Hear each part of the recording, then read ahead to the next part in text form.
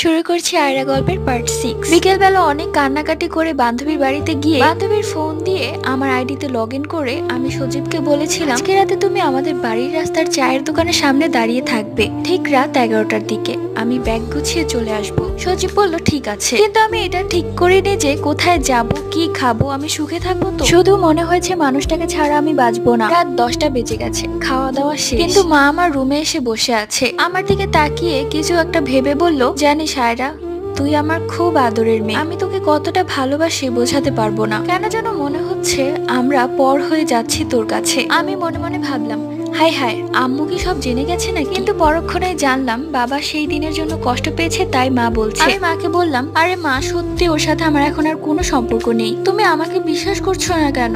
আর আমি এটা বুঝতে পেরেছি যে তোমাদের কষ্ট দিয়ে আমি কখনোই সুখে থাকতে পারবো না, তাই আমি সেই ছেলেকে ব্লক করে দিয়েছি। এই কথা বলাতে মা খুব খুশি হয়ে যায় এবং আমার কপালে আলতো করে একটা চুমু দিয়ে বলে, ঘুমিয়ে থাক তুই, কালকে আমি তোর পছন্দের বিরিয়ানি রান্না করব, তুই পেট ভরে খাবি। মনে মনে ভাবলাম, তোমার বিরিয়ানি তুমিই খাও আর বাবাকেও খাইয়ে দিই। আমার এক অন্যরকম খুশি লাগছে।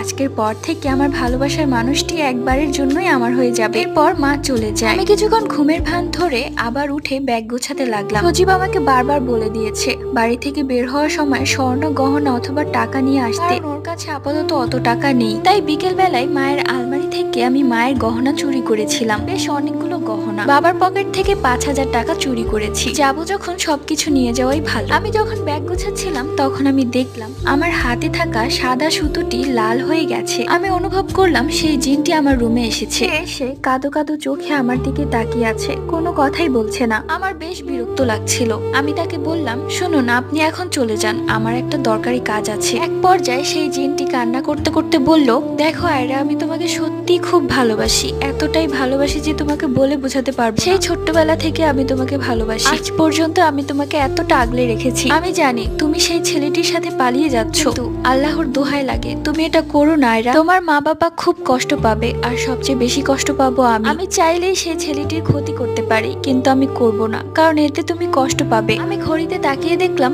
11টা বাজতে 5 মিনিট বাকি। এই জিনটার কান্না আমার কাছে খুব বিরক্ত লাগছে। আমি তাকে পাত্তা না দিয়ে ব্যাগ গোছানো শেষ হলে সেই ব্যাগটা নিয়ে আস্তে করে বের হতে লাগলাম। তখন সে পেছন থেকে বলে উঠলো, আয়রা, তুমি যেও না, তুমি সুখে থাকতে পারবে না, তখন তুমি অনেক আফসোস করবে। আমি তোমাকে বলে দিচ্ছি, আমি আর কখনো তোমার সামনে আসবো না, দূর থেকে তোমাকে ভালোবাসবো। যে ছেলেটির সাথে পালিয়ে যাচ্ছ সে মোটেও তোমার উপযোগী নয়, সে তোমাকে ঠকাবে। আমি বেশ বিরক্ত হয়ে বললাম, বলেও আমার আর সজীবের ক্ষতি করার চেষ্টা করবে না। যদি করার চেষ্টা করো তাহলে আমি এক ওঝাকে চিনি, তার কাছে গিয়ে তোমাকে বোতল বন্দি করবো। এরপর জিনটি আর কিছু না বলে চলে যায়। পরবর্তী গল্প পার্ট 7।